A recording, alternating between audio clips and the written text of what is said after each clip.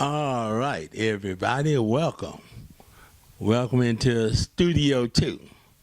Okay, Studio 2 right here, where we at right now, is where I do all the editing for the videos and also where I do the uploading. This is the main studio right here in Robert Booley Williams Facebook and Robert Booley Williams YouTube.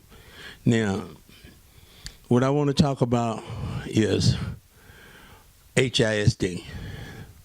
You know, I really admire the three young ladies. I wish all three of them was my daughter.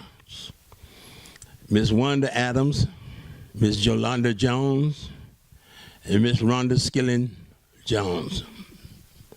I have videoed each one of those young ladies, HISD trustees. I have videoed each one of them meetings that they had with the community.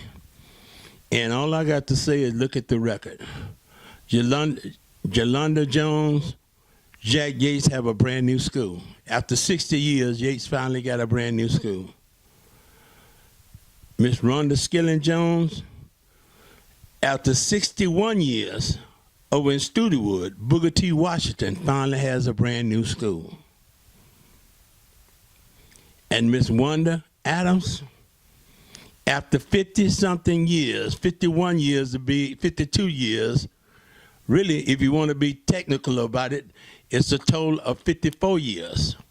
And James Madison has a brand new school.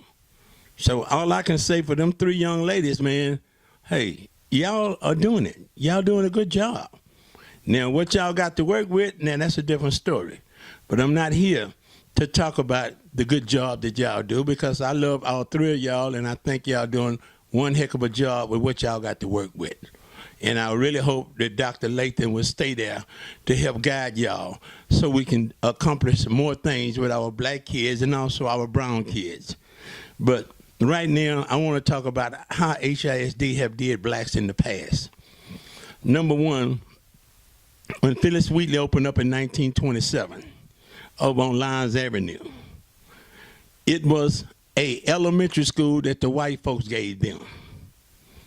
And everybody in Fifth Ward went to that school. Everybody in Trinity Garden went to that school. Everybody in Studewood went to that school, because Booker T. Washington was in Fourth Ward. And Wheatley, Phyllis Wheatley, was the largest high school in the country. Phyllis Wheatley had so many students that they had to take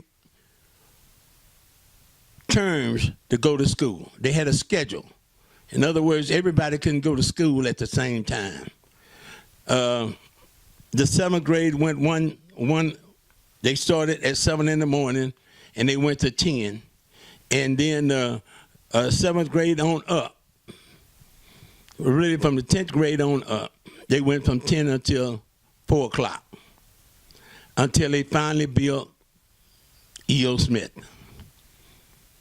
Now, at the same time, they didn't build E.O. Smith, but they built a new Phyllis Wheatley in 1950, and that's at 4900 Market Street.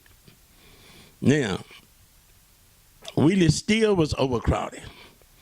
Then when the white folks decided to build a school, they built it in Cashmere Garden for nothing but the white folks.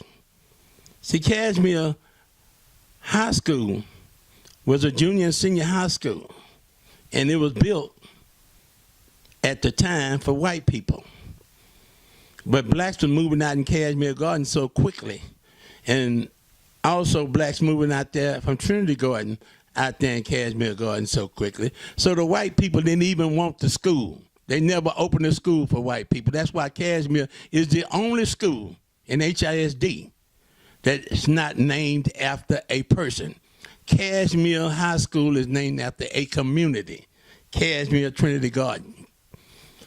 Really, the name of it is Cashmere Garden, because Trinity Garden where black folks stayed, Cashmere Garden where white folks stayed at.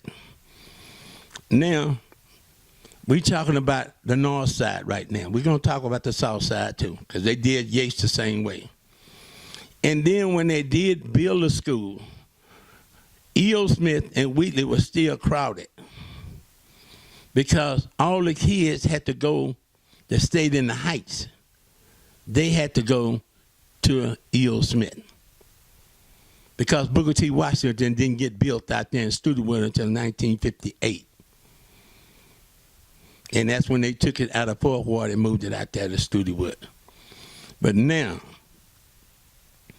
when they finally gave Wheatley some breathing room, after Miss White had been begging them to give them, because Miss White was the only one on the school board, she was begging them to build Wheatley a new school, a junior high school that would help lift some of the people that was going to Wheatley.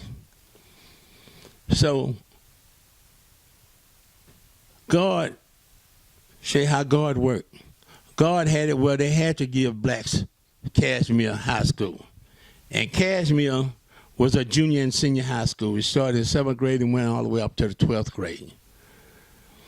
And that is where Key Junior High School is now, on the corner of Hurst, and at that time it was called North Loop. Now it's called Kelly Street. And at the same time, on the south side, Yates, over at 2610 Elgin. It was also a junior and senior high school. Yes, you started Yates in the 7th grade. There wasn't no middle school, wasn't no Ryan. Yates was Ryan. Wasn't no Miller. So therefore, everybody had to go to Yates. It wasn't no Evan E. Worthing. Everybody out there in Sunnyside had to go to Yates. And Miss White tried to get them to build another school out there in Sunnyside. See, Sunnyside wasn't even considered as part of Houston city limits until 1956. Sunnyside was not part of Houston city limits. It was Sunnyside, Texas.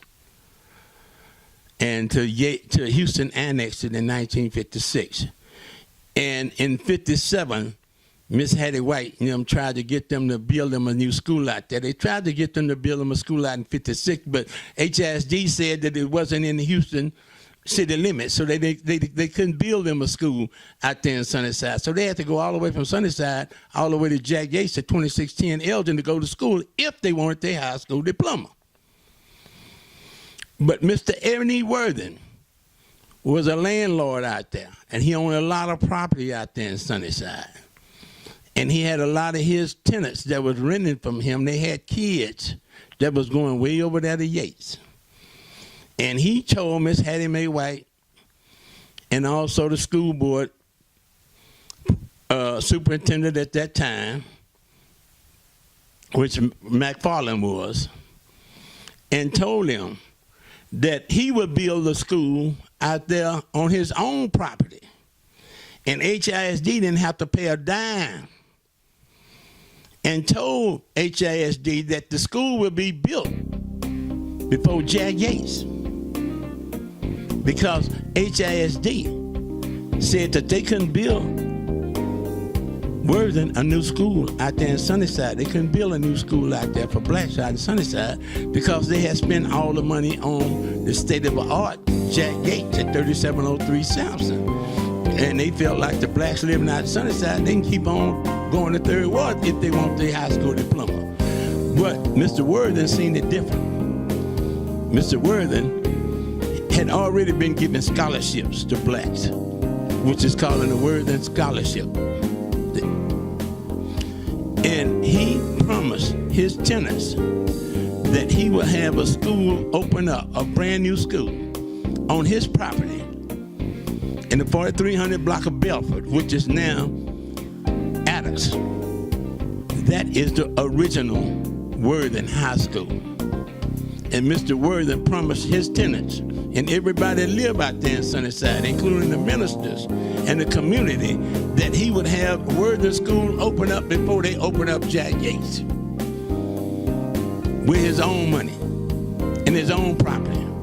Because the property that you see right now where Alex is, that property at one time belongs to Mr. Evan E. Worthing. And he built that he had that school built with his own money on his own property, and it opened up in January of 1958. And Yates opened up in September of 1958. And when that happened,